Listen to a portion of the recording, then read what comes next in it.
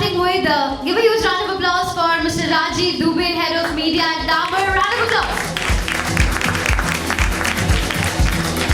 Thank you, Mr. Dubey, for joining us.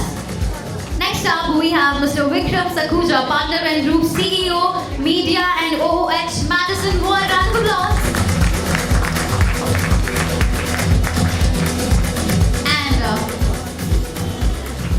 Ladies and gentlemen, please put your hands together for our session moderator, Ms. Vanita Kohli-Khandekar, contributing editor, Business Standard. Thank you so much. Ma'am, I request you to please begin this. Thank you. I think we stand between these people and their commute home on the waterlogged roads of Bombay, so we should do a good job and send them off with some joy. But really, I was just thinking about the amount of media we all consume in the deluge that we are in. And it's happy deluge, not a sad, books, shows, everything. The world has changed and Vikram, I've known you for 20 years, and I've known Rajiv maybe for a couple of years. But there is so much disintermediation happening, whether it is for agencies, for marketers, there are I was reading a piece in The Economist yesterday about celebrity brands, So Kim Kardashian's own innovative brand. So influencers becoming marketers, entire media channels by themselves. There is a disintermediation happening across the ecosystem, not just for broadcasting or for digital or for it's user generated, it's professional. How the hell do you reach your consumer? How do you plan in? I joked on the email that I'll get the crystal ball from Swarovski on my way here because really, literally, we are gazing into a crystal ball.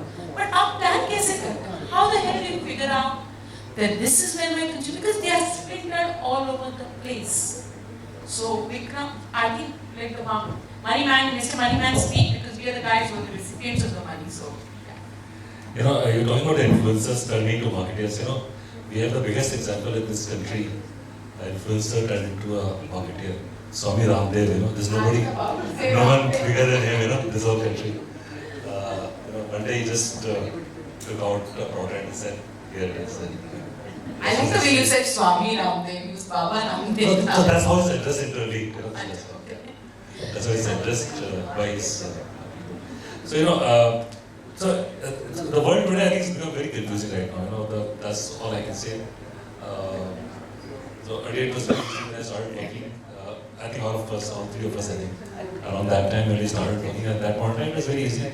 Just put a spot and Doordarshan and you're home. Now that turned into a satellite versus Doordarshan. So you had satellite TV, then some 700 odd channels were launched. 700 channels plus Doordarshan plus radio, so you still had to decide where to go. Then you had regional markets, you had Hindi speaking markets, you could decide between that. Then came Web 2, the era of social media where you had Meta and Facebook and the likes. You started getting more information about people. You started targeting to those people. Then era of YouTube, era of getting the first party data, and emergence of e-commerce, followed by that, the quick commerce. I think everything else has made life very different in the sense that, from one message, one consumer, to multiple messages going across different platforms and addressing different kind of needs, addressing different kind of funnels, so as to say, when you talk it. So it's become confusing, but for some brands, it makes. How do you navigate it? I mean, as Dabur, how do you navigate it? The reason I interrupted. So different brands have different kind of requirements. Like for example, a very massy brand, which is say toothpaste category, like toothpaste, Dabur is number 2 oral care brand in the country. So the whole world is wide open to us, and toothpastes are used by about 99% in the country. And so that becomes very massy for us. So for that, you target mass media like television, and then secondly online video, then OTT, etc. For a brands which are digital first brands, where you can hyper target and sharp target, then digital becomes first lot of cost. So it depends which category, which brand you are trying to reach out. One of my questions is, do you as an advertiser miss the mass audience? You could get them all at one time and your life was set. You still get it. Yeah, but first I want Vikram to come. I gave it some thought, actually made a few points. The topic is the next big shift in media investments. So, good news here is, since we talk about the future, we don't need to know a thing about it, or I can just flip, I can give you whatever, and I can just try to act intelligent. But I'll say it with some, there's some method to my madness that I'm going to say. I've identified 6 factors that are going to actually impact how money goes.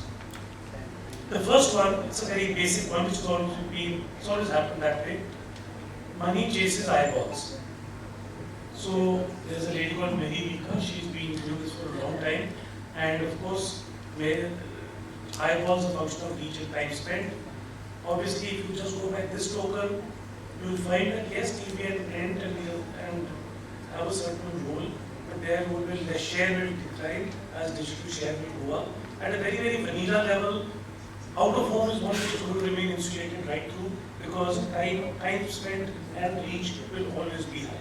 So I'm actually very bullish on outdoor, and will continue to do well even in the future, following the first principle of money will follow eyeballs. That is just one small one. Second is, all reach is not equal. So you suddenly find, now the 3 jobs that you typically have to do in marketing. You have to build attention, so you just make the brand aware in this entire very cluttered, fragmented environment. How do you get your brand to stand out?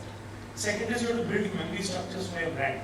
So there must be some association that you have to have, the consumer has to have with the brand. And certain touch points do that better than others. And third is actually to drive response, which is the entire game plan.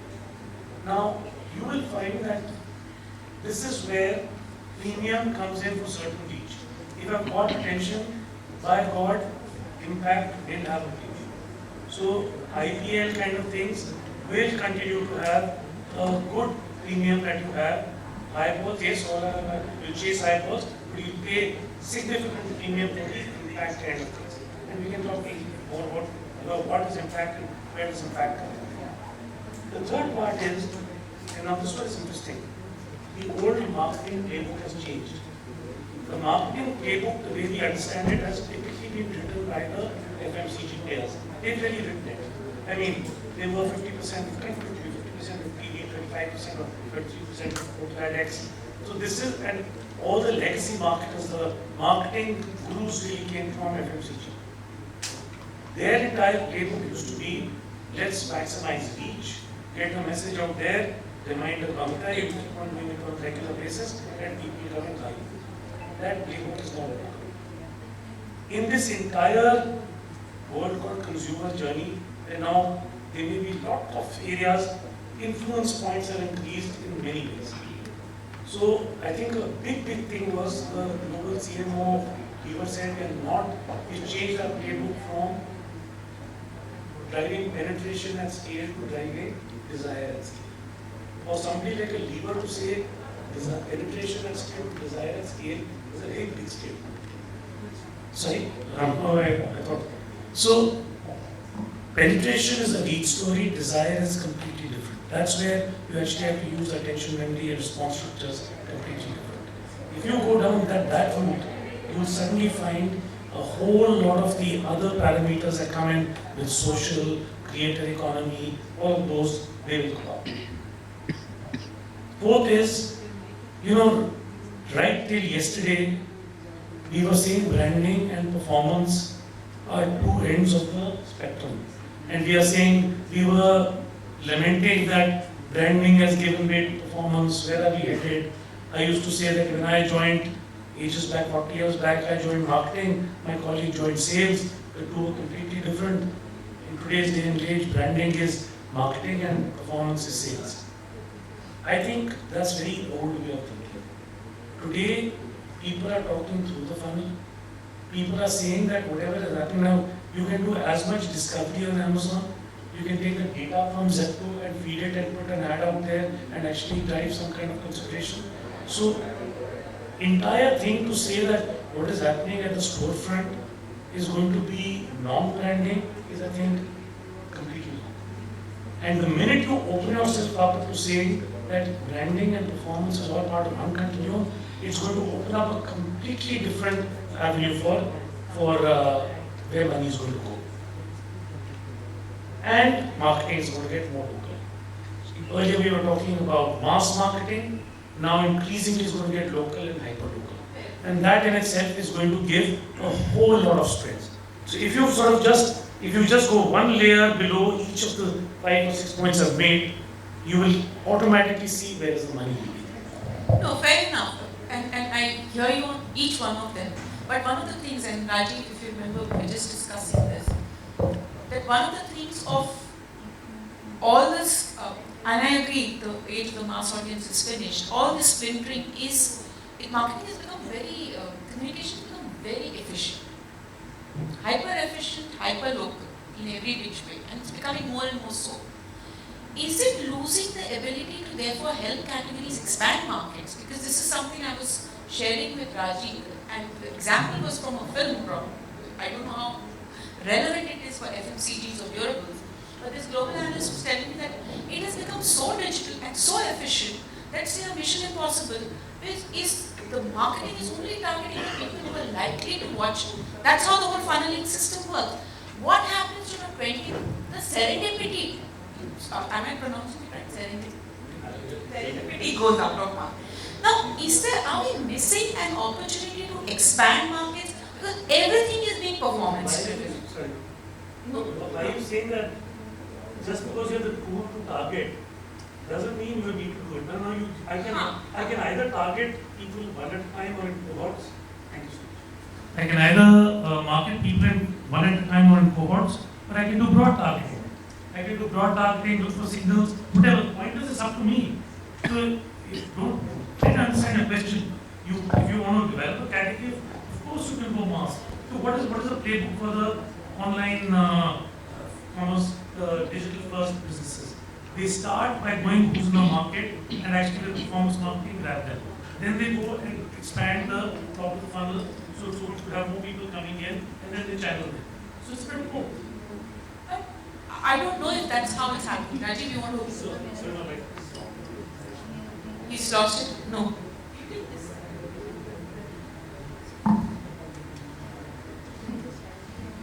So, like look at people who started with digital, people who started with digital brands as digital first brands, they are ultimately, they were ultimately started on top level of funnel, like look at likes of Nike, etc. Started as a digital first brand, started opening stores thereafter, and started doing mass.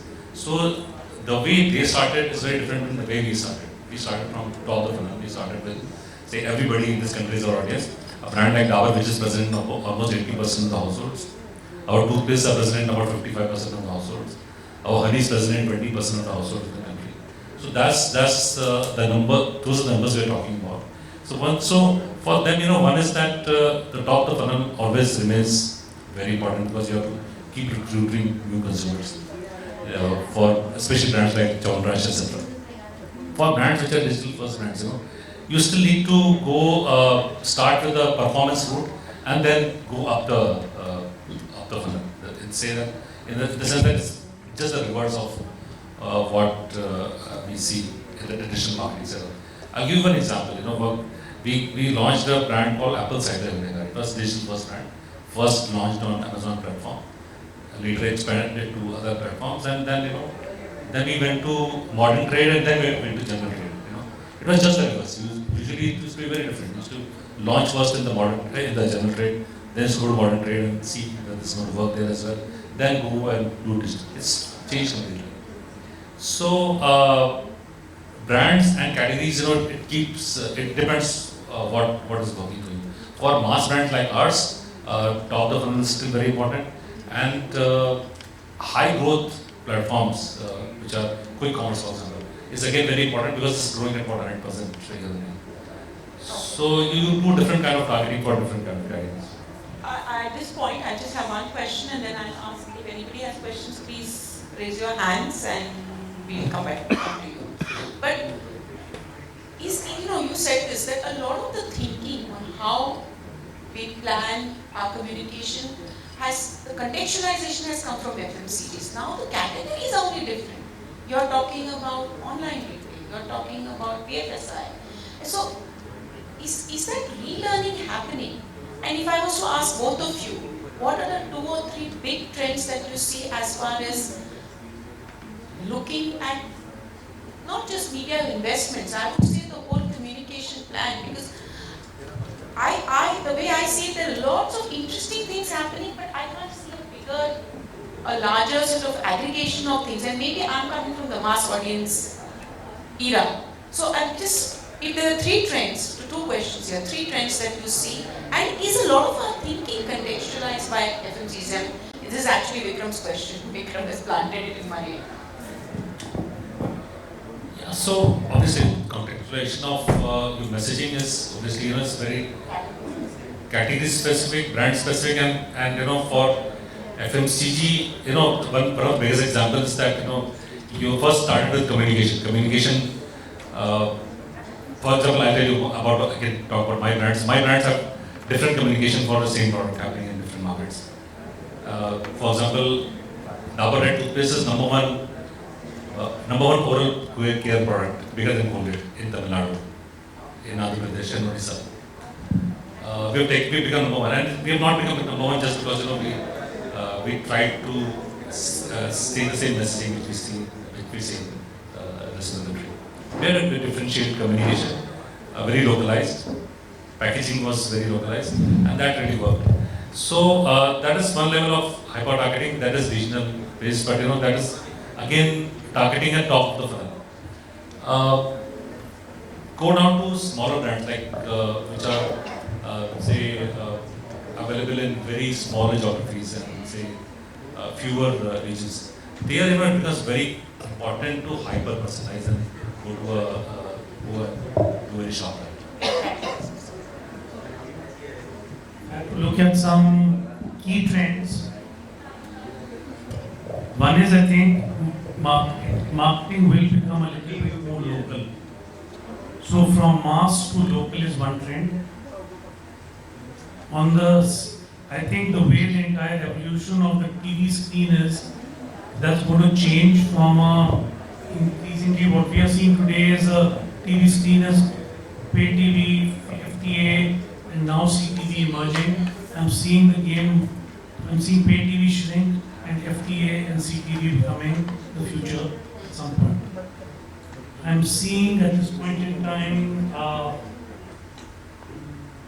I feel this entire through the funnel, which basically means branding and performance being one, just one continuum.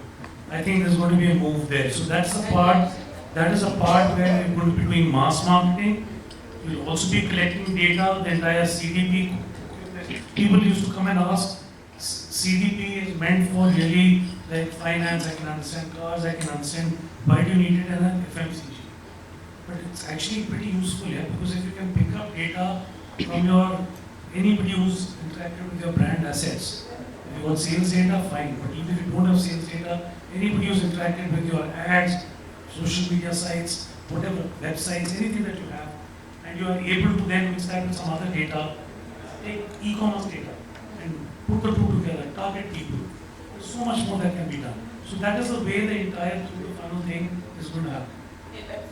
The retail media, for example, to my mind is one of the examples of what you're saying, right? Yeah, because, just look at this. Amazon, look, earlier we used to have only one entertainment and sports and news and whatever. It used to be the TV-led kind of content on which you put advertising.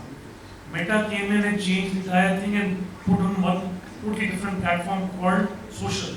And now we have got great brand building happening on social through reels. Then now we suddenly have the e-commerce players coming out, and they're like Amazon's coming out with its own DSP, it's coming out with its own sort of entertainment platforms, fueled by all the data which they have from their e-commerce website. So the entire dynamics are changing. Totally, huge So earlier we used to think search equals Google. Now search equals like how many things? Search is also dying thanks to AI. Thanks, yeah. Lot So of it's not about AI time. is also search. Yeah, AI, so the AI Intelligent search is AI. So the entire, look, I think if you have to navigate the system, you just have to work on first principles, use your common sense, and use the tools. Use the tools around you. Just because you have the ability to segment doesn't mean you segment. But if you need to segment, you've got some fantastic ways to do it. But I think, I don't know how it's about, sorry. Just wanted to add something to this question. Significant shifts. So I think biggest significant shift to see today is going to happen. It's already happened in television, in fact. So the screen, the big screen, which is used to call television, that screen remained the same, but technology behind that screen has changed completely. So one is that you used to have pay TV. Pay TV is so everybody used to just target pay TV, and there was nothing else beyond pay TV. Now pay TV has become one of the things you target. So pay TV is one ecosystem which you target, which is shrinking very fast. Second ecosystem for Hindi-speaking market especially is the free-to-air ecosystem, which is very significant now, almost 50 million. And the third ecosystem is the connected TV ecosystem, where most of the people who have migrated from erstwhile paid TV system are there. And all the new TV sets which are getting shipped to India, they are all internet ready. And the moment you connect that TV onto internet, you see that all the TV channels are available for free. So that entire pay TV ecosystem is one of the reasons why it's shrinking. And going forward, I think 100% of the TV sets in the country will become connected. And that the slicing and dicing that allows you, the hyper-localization that allows you at another level, I assume.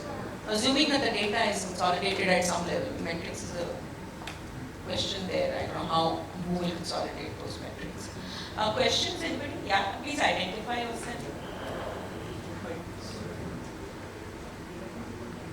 I'm sorry, I've been asking too many questions. I have no idea. This is my second question, and really happy to ask to the client like yours, Mr. Dubey, and to yourself, sir, who it's one of the best agencies I know. My question is quite simple. You said penetration versus desire. Desire simply means it has to impact the audience. Now, if I go to a client side, there's a traditional marketing person and there's a digital marketing person. In between, there is nothing. When I want to talk digital, they talk about performance. A traditional marketing person will talk about impact, reach, and communication. Same happens to digital agencies. There is a traditional buying and there is digital buying. Why do we not have somebody who understands both and can measure the impact of communication? And that is the most important part. Because we are talking about performance, we are talking about communication, Okay. but there's nothing between. Something that blends all the. That's right. Yeah. There has to be somebody who's growth marketeer. Somebody has to invest in that. So first of all, there are not two different people now. So those lines used to be blurred earlier. Now I think there's only one person. So there's no digital marketeer and there's no non-digital marketeer and there's no traditional versus. So all the dinosaurs have disappeared now.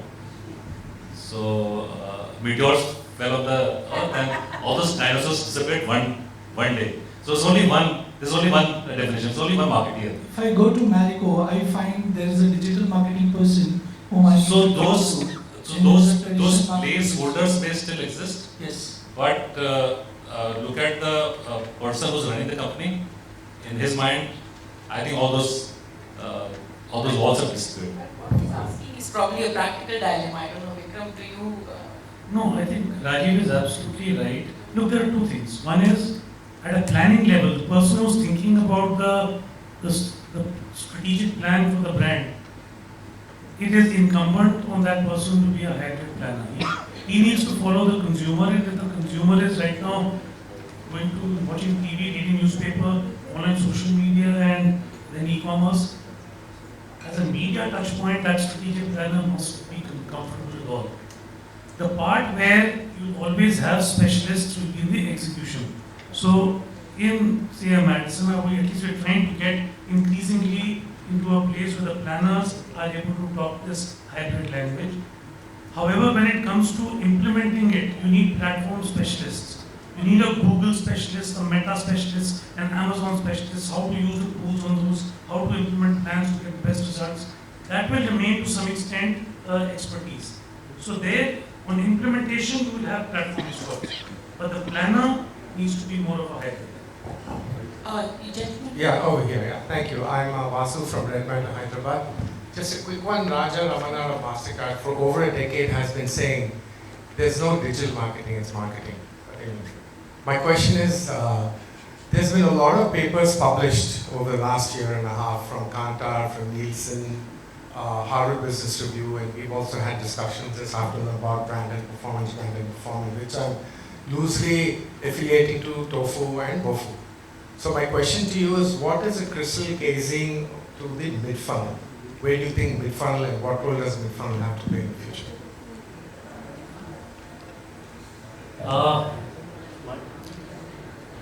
I think that the reason why we are right now talking top and bottom without considering the mid is because of measurement metrics. So performance has become such a sort of advanced game because you're doing cost per behavior. You're doing cost per acquisition, cost per lead, cost per visit, cost per download. So it's a behavior linked thing, and when you have behavior, the AI models work very well in trying to optimize for that particular behavior. When it's awareness, it is right now not perfect, but there also you have brand lift studies and you have certain other things which is actually giving you awareness, which is actually helping you optimize out there. And it's also the old legacy marketing. The mid one is the one which typically should work at the mind measures. Unfortunately, up till now, mind measures has not been modeled very well by the big tech. I think that's a big area. And I think it's not going to be easy to actually do mind measures, consideration, purchase intent, all those things, or imagery. How do you do it? You have to find surrogates, you have to find signals. So I'll give you ages back, just 10 years back example. I was running one of the Nexus globally, and we had a global client called NBC. They used to do movie marketing. Now, when in movie marketing, you make the movie and then you really spend on the movies. The marketing on the movies about maybe 3 to 4 weeks before. And you could spend anything on a $200 million film. You could spend anything from $20 million to $100 million on just marketing. Big monies. But you can't save a bad product.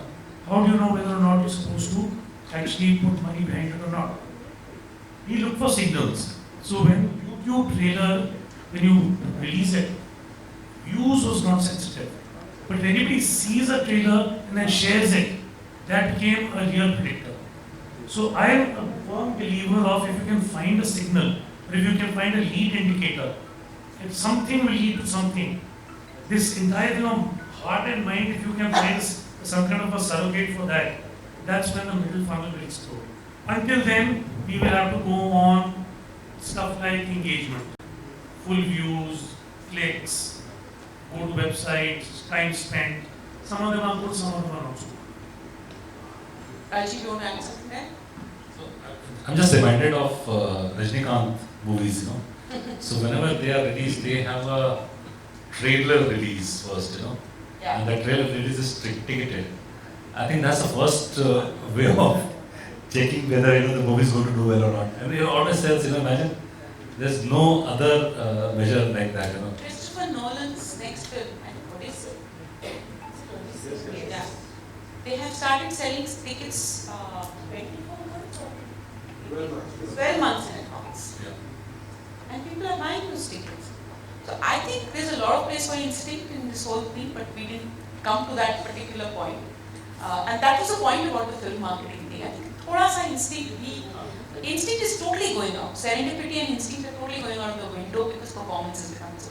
But our time's been up for some time, so I need to wrap this up. Thank you so much, Vikram, Rajiv. Wonderful, I enjoyed this.